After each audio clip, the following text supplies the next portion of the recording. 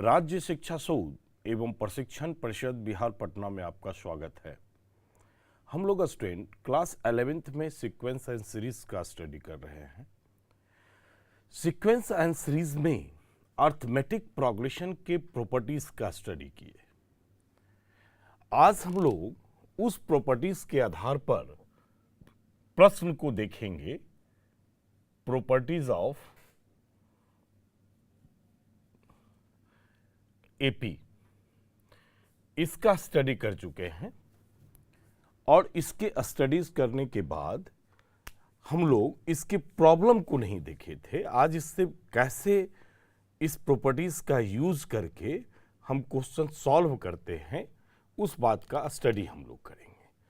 थोड़ा सा हम आपको प्रॉपर्टीज फिर से बताना चाह रहे हैं शॉर्ट में कि अगर हमारे पास A1, A2, A3, S1, AN अगर AP में है R in AP, तो प्रॉपर्टीज हम आपको बताए कि आप इसमें से किसी एक टर्म, कांस्टेंट टर्म को प्रत्येक टर्म में अगर ऐड कर देते हैं तो ये रिजल्टेंट जो आपका सीक्वेंस मिलता है ये भी AP में ही होगा, R in AP।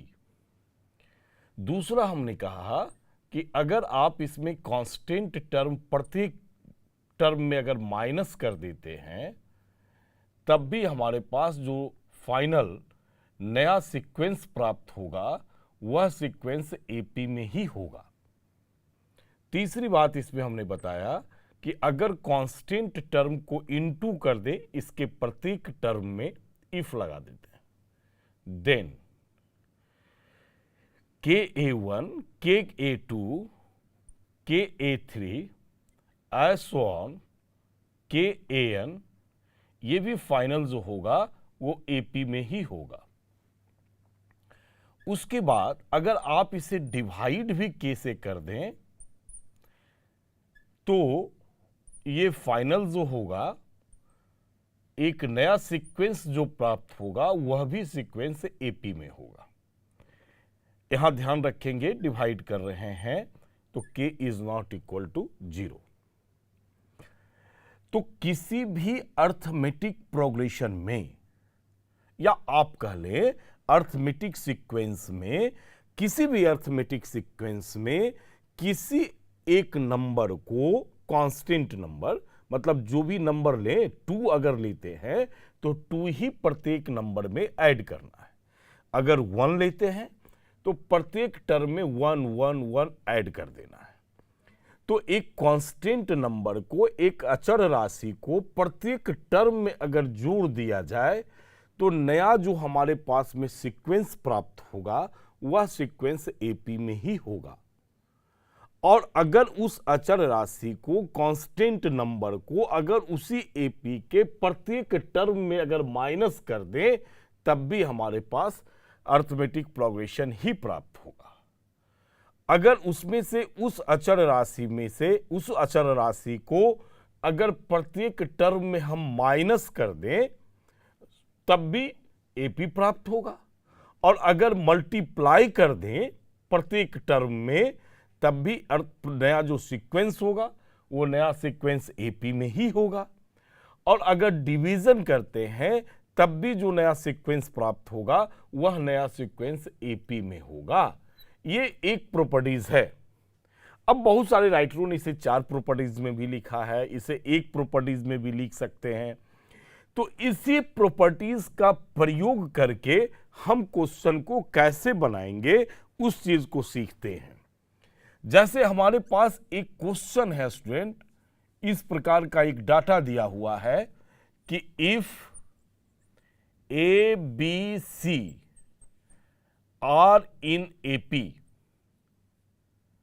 ऐसा क्वेश्चन है। प्रूव दैट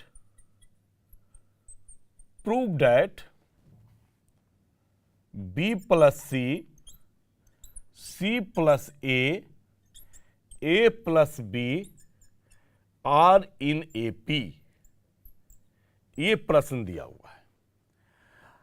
अब इस क्वेश्चन में आप देखेंगे तो हमारे पास गिवन टर्म जो है वो ये टर्म है, ये टर्म गिवन है A B C are in AP, और इस सीक्वेंस को हमें दिखाना है कि एपी में है। तो हम गिवन टर्म से चलेंगे, मतलब गिवन टर्म जो हमारे पास में है A B C are in AP. अब इस गिवन सीक्वेंस में प्रॉपर्टीज का प्रयोग करके हम इस प्रॉपर्टीज का प्रयोग करके इस स्टेटमेंट को लाएंगे। हम क्या करते हैं इसमें स्टूडेंट कि सभी टर्म में चूंकि b प्लस सी लाना है, ये b है तो c प्लस ए लाना है, और ये c है तो a प्लस बी लाना है। तो इसके प्रत्येक टर्म में a प्लस बी प्लस सी को माइनस कर देते हैं। क्या करते हैं कि प्रत्येक पद में a प्लस बी प्लस सी को घटाते हैं। अब घटाएंगे तो क्या होगा, a घटाओ a plus B plus C, b minus a plus B plus सी, और c minus a plus B plus C, are in AP. AP में ही होगा। ये कौन कह रहा है, ये प्रॉपर्टीज नंबर 2 कह रहा है। यही ध्यान रखना है कि अगर किसी टर्म को कांस्टेंट टर्म हम के लिए इस कांस्टेंट टर्म को प्रत्येक टर्म में माइनस करेंगे तो फाइनल जो हमारे पास रिजल्ट होगा या जो हमारे पास नया सीक्वेंस ऑब्टेन करेगा वो नया सीक्वेंस जो है एपी में ही होगा। मतलब अगर हम इसके प्रत्येक पद में a प्लस बी प्लस सी को घटा दें तब ऐसी स्थिति में जो नया सीक्वेंस प्राप्त होगा वह नया सीक्वेंस एपी में ही होगा। चलिए तो घटाते हैं, तो a माइनस बी और ये माइनस सी, b माइनस ए minus B minus C, c minus ए माइनस बी माइनस सी। अब इस लाइन में स्टूडेंट सिर्फ हम कैलकुलेशन कर रहे हैं, ब्रैकेट को ओपन किए हैं। इस लाइन में ब्रैकेट ओपन किए, a और a कैंसिल, इसमें b और b प्लस माइनस कैंसिल, इसमें c और c कैंसिल। रिजल्ट आ गया, माइनस कॉमन रखते हैं तो b प्लस सी, माइनस फिर कॉमन लेते हैं तो a प्लस सी, इस टर्म में भी माइनस कॉमन लेंगे, a plus B are in AP. अब ये एपी में आ गया। अब देखिए यहां से कि हमने कहा कि अगर आप किसी कांस्टेंट टर्म को इसके प्रत्येक पदों में गुणा कर देते हैं तो आने वाला नया सीक्वेंस जो होगा वह एपी में ही होगा, ऐसा कर रहा है। तो इसके प्रत्येक टर्म में माइनस है और हमें लाना है प्लस में, तो क्या करते हैं कि प्रत्येक पद में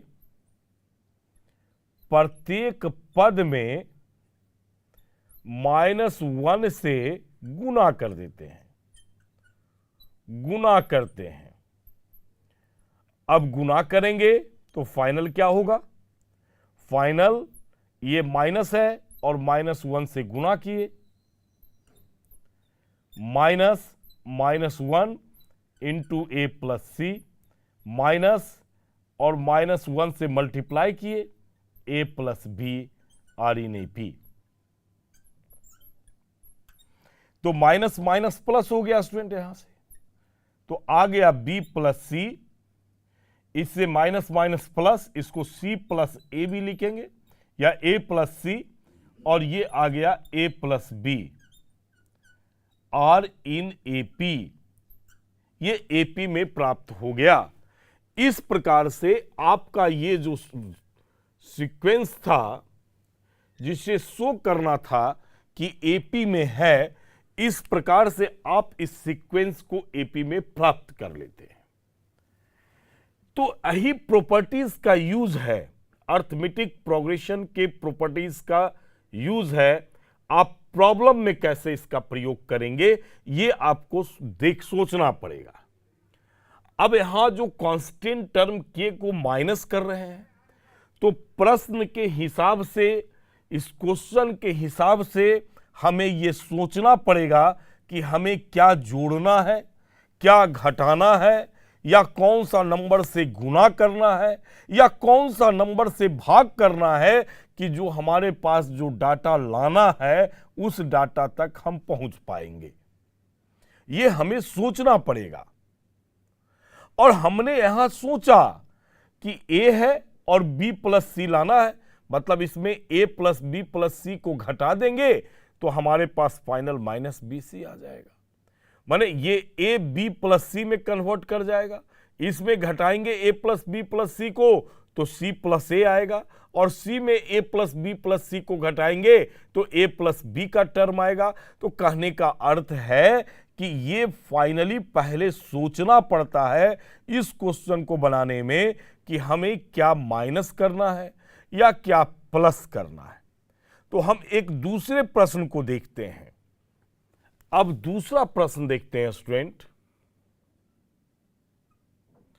if A by B plus C, B by C plus A, C by A plus B are in A P, तो प्रूव दैट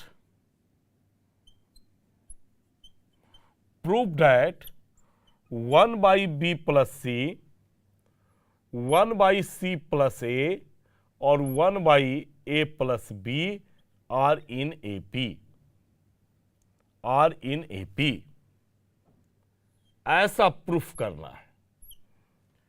अब देखिए हमारे पास गिवन स्टेटमेंट है, ये गिवन स्टेटमेंट है, और जो रिजल्ट लाना है वो रिजल्ट ये लाना है। मतलब यहां ए बी सी है और उसके जगह पर 1 1 1 हो जाता है। ये भी एपी है और फाइनल रिजल्ट भी हमारा एपी में ही आना चाहिए। तो फिर हम गिवन स्टेटमेंट का प्रयोग करेंगे और इसमें कैलकुलेशन करेंगे। A by B plus C, B by C plus A, C by A plus B are in AP है, आर इन एपी है, ऐसा है। अब देखिएगा कि हमें लाना क्या है, 1 लाना है इसमें। तो अगर इस पूरे जो हमारे पास डाटा है या जो पदों में लिखा हुआ एपी है, अगर इस सभी पदों में 1 जोड़ दिया जाए तो पूरा का पूरा इसका अंश जो है वो ए प्लस बी प्लस सी में बदल जाएगा। तो हम क्या करते हैं कि प्रत्येक पद में 1 जोड़ते हैं। प्रत्येक पदों में 1 जोड़ने पर देखिए क्या हो गया, A by B plus C plus 1, B by C plus A plus 1 और C by A plus B plus 1, और ये जो जोड़े हम, इससे कोई इफेक्ट नहीं, ये भी एपी में ही रहेगा। ये कौन सा कर रहा है, इसका प्रॉपर्टीज कर रहा है कि अगर आप के प्रत्येक पद में के अगर जोड़ देते हैं, समान अचर राशि अगर प्रत्येक पद में जोड़ते हैं, तब ऐसी स्थिति से जो नया सीक्वेंस ऑब्टेंड होगा वह नया सीक्वेंस एपी में ही होगा। तो आप प्रत्येक पद में 1 जोड़ दिए हैं तो हमसे एक नया सीक्वेंस आ गया और वह नया सीक्वेंस एपी में ही होगा। अब इसका एलसीएम लेंगे। एलसीएम हो गया बी प्लस सी और ये आ गया ए प्लस बी प्लस सी। इसका भी एलसीएम सी प्लस ए और ये भी आ जाएगा ए प्लस बी प्लस सी। इसका एलसीएम ए प्लस बी और ये भी आ जाएगा A plus B plus 1 are in AP. AP में आ गया। अब सभी का अंश जो है वो ए प्लस बी प्लस सी है। तो इसका मतलब कि आपको यह भी कहा गया है कि किसी भी नन जीरो से अचर राशि से आप भाग देंगे, जो प्राप्त होगा वह एपी ही प्राप्त होगा। तो आप इसमें क्या करेंगे कि ए प्लस बी प्लस सी से प्रत्येक पद में भाग देंगे। प्रत्येक पदों में ए प्लस बी प्लस सी से भाग देने पर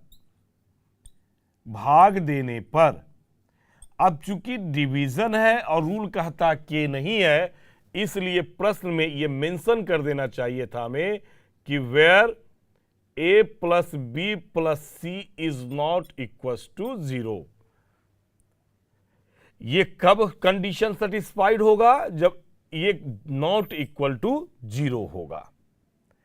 तो डिवाइड करेंगे तो फाइनल आ जाएगा A plus B plus C divided by B plus C into A plus B plus C.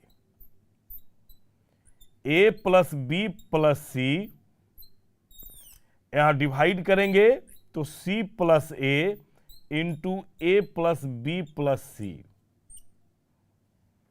फिर उसी प्रकार से ए plus B plus C divided by A plus B और A plus B plus C are in AP में है। Result क्या हुआ?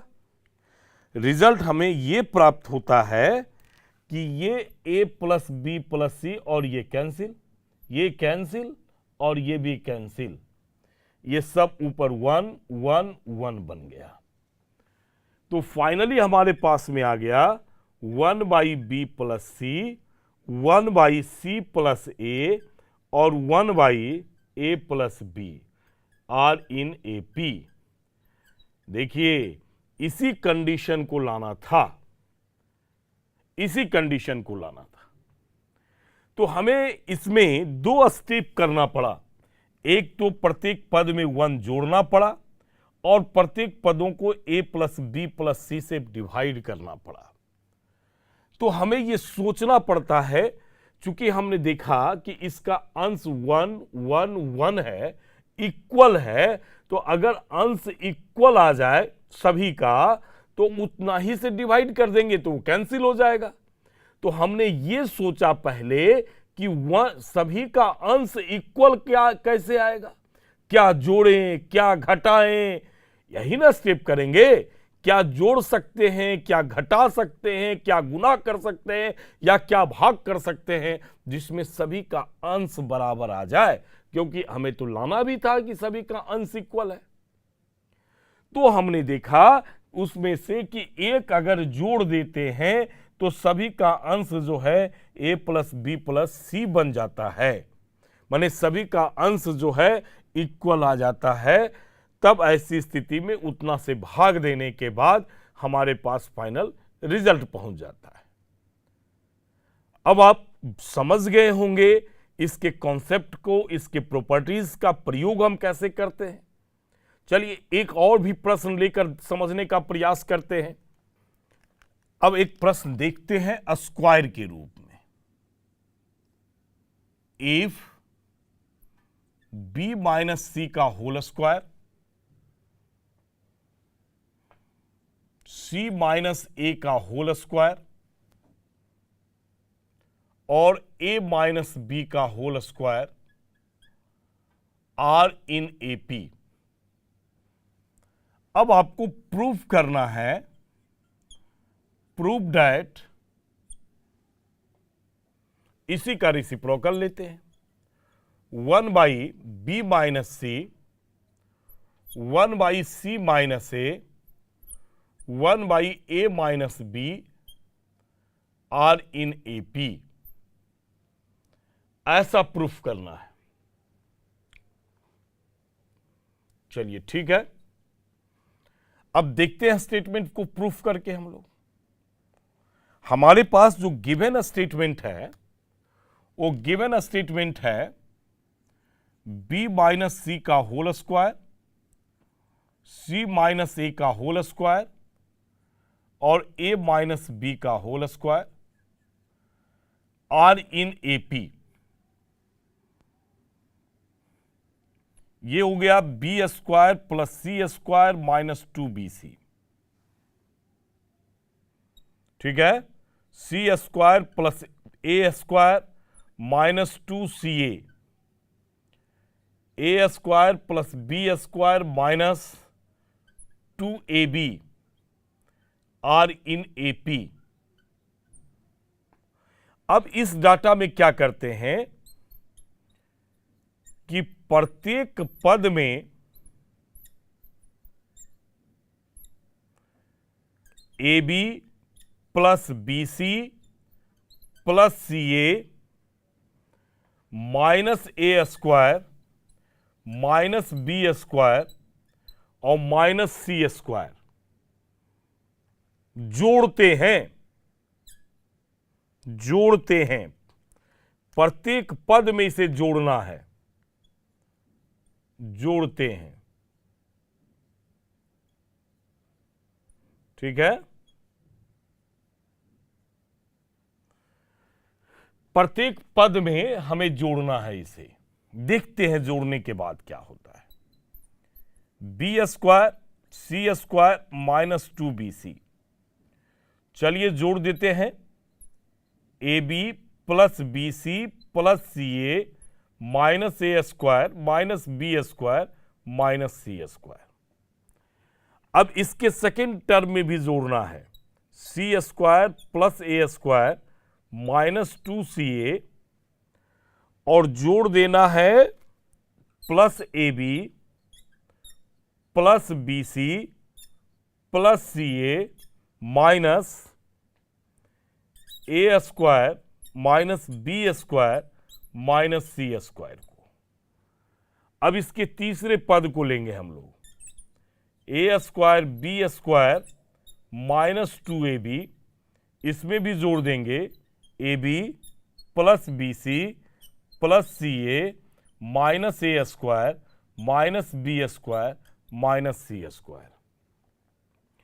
और ये जोड़ने से कोई फर्क नहीं पड़ेगा, एपी में ही होगा, ये तो हम देख चुके हैं। हाँ, ये सोचना पड़ा है कि ये ऐड इसे करना है, इतना जोड़ना पड़ेगा।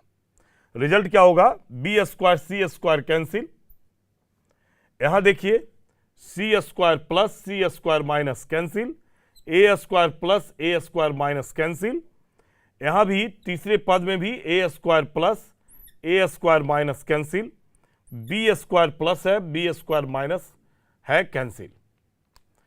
अब जो फाइनल हमारे पास बचता है उसको आप लिखिए।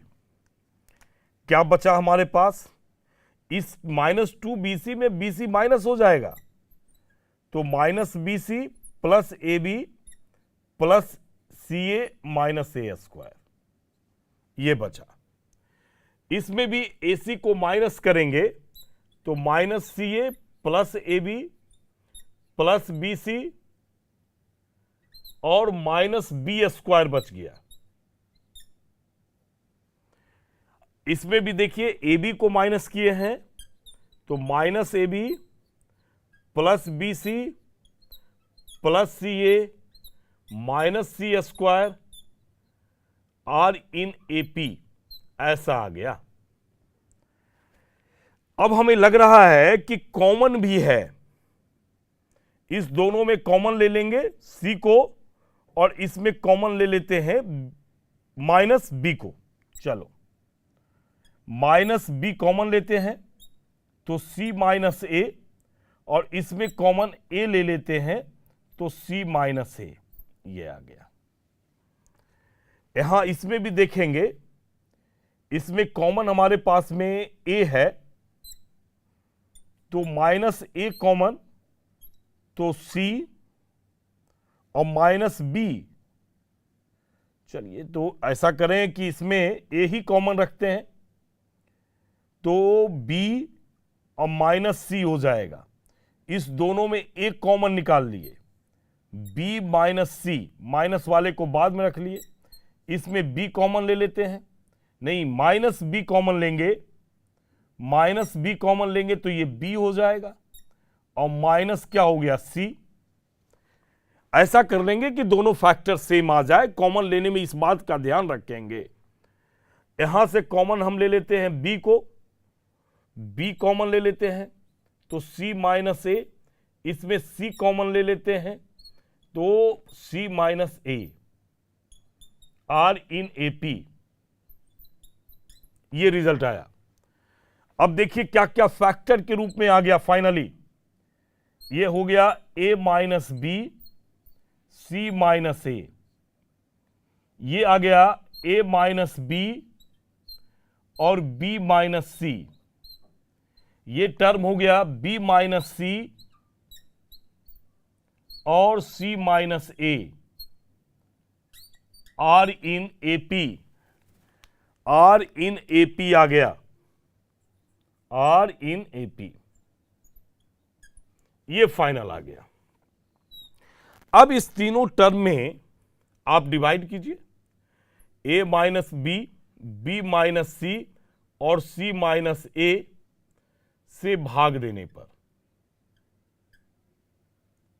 भाग देने पर क्या हुआ, a माइनस बी एक फैक्टर है, c माइनस एक फैक्टर है, इसमें डिवाइड किए हम लोग a minus B, b minus C, c minus A से, प्रत्येक टर्म में देना है। इसके सेकेंड टर्म को लेंगे अब, a minus B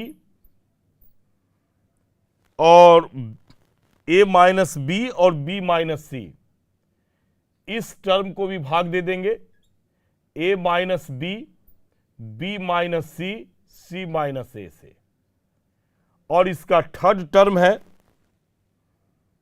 b minus C, c minus A divided by a minus B, b minus C और c minus A, are in A P.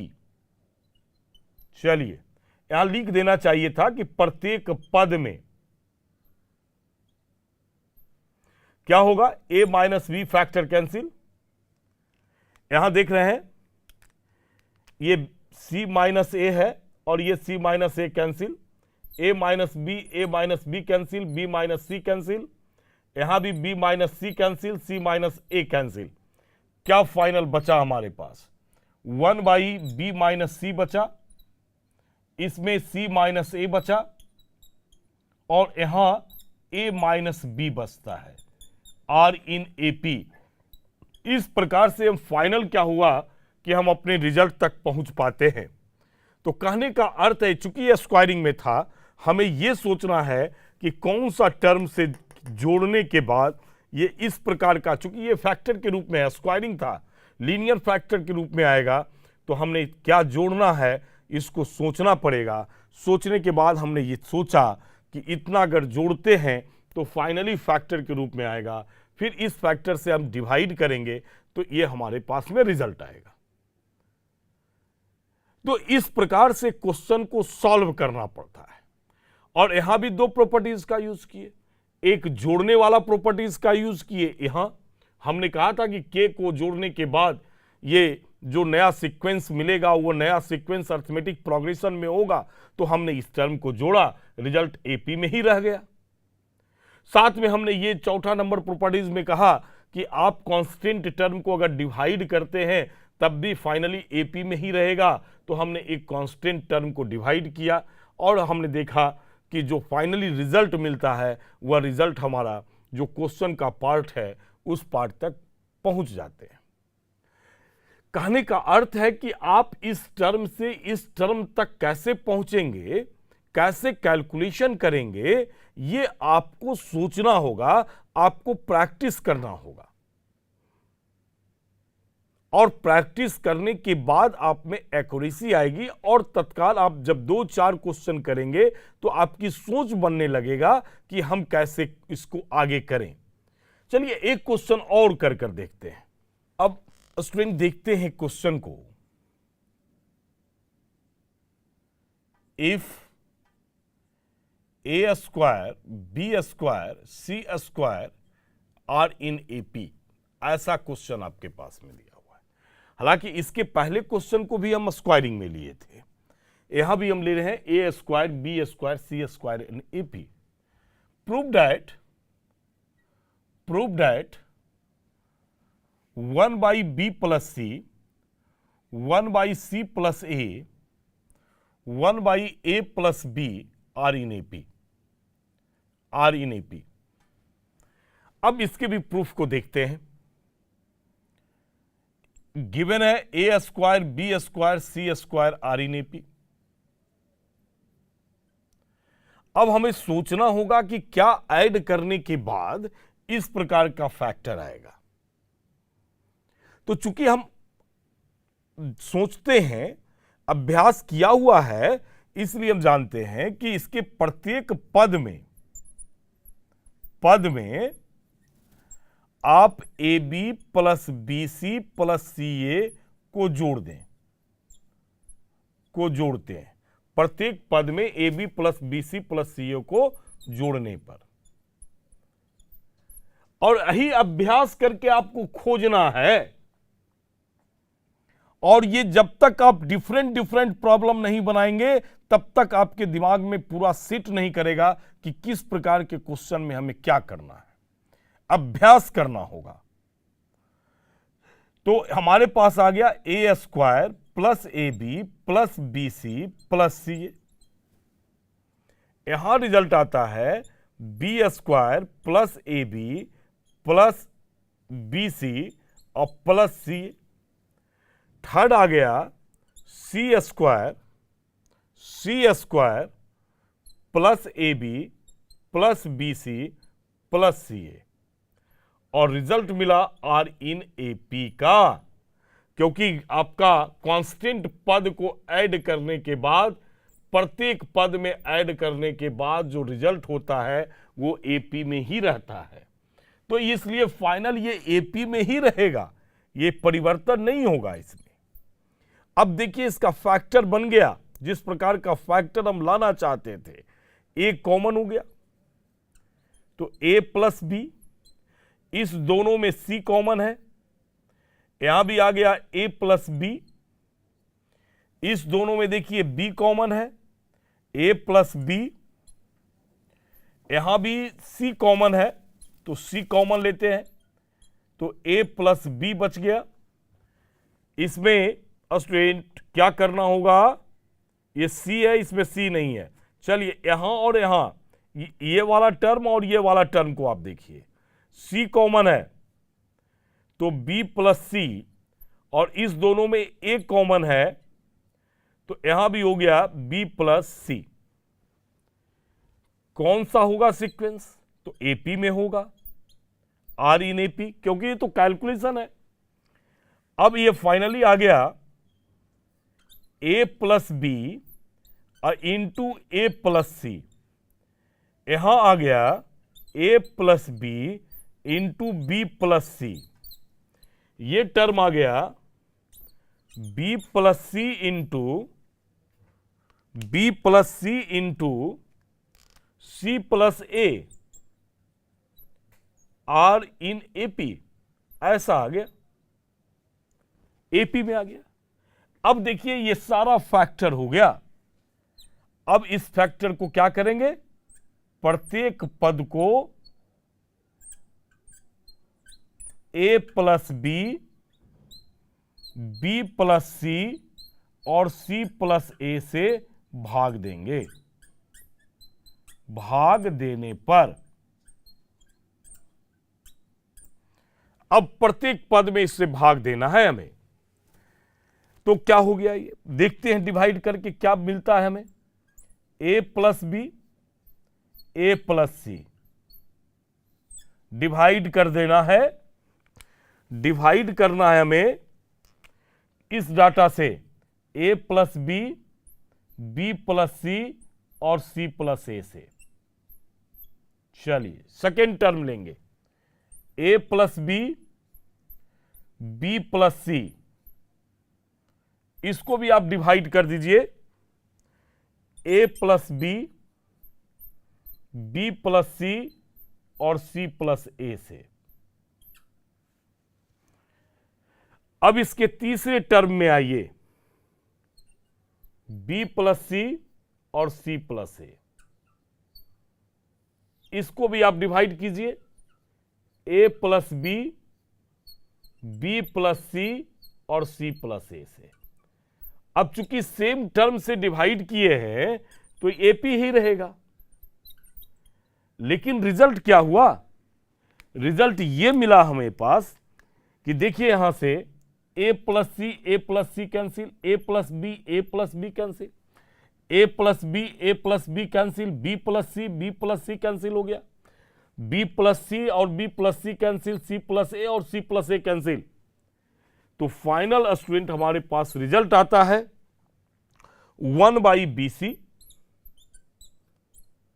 अगला पद को देखेंगे 1/CA और 1/AB। ये बचा, और ये बचा क्या में? AP में बचा। AP होता है।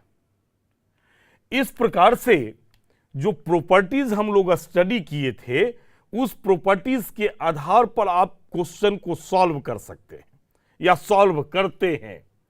यहां थोड़ा सा सोचना पड़ेगा कि हमें क्या जोड़ना है, क्या घटाना है, क्या गुना करना है और ये क्या भाग करना है, जिससे कि हम गिवन स्टेप से फाइनल स्टेप तक पहुंचेंगे।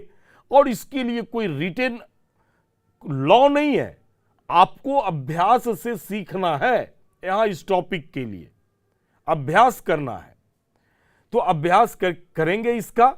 हमने जो अच्छे क्वेश्चन जो थे हमारे पास, वो हम आपको कर दिए हैं, और जब बचे हुए क्वेश्चन का जब अभ्यास करेंगे तो आप आसानी से बना सकते हैं। और इसके साथ स्टूडेंट आज का जो क्लास है वो हम समाप्त करते हैं। धन्यवाद।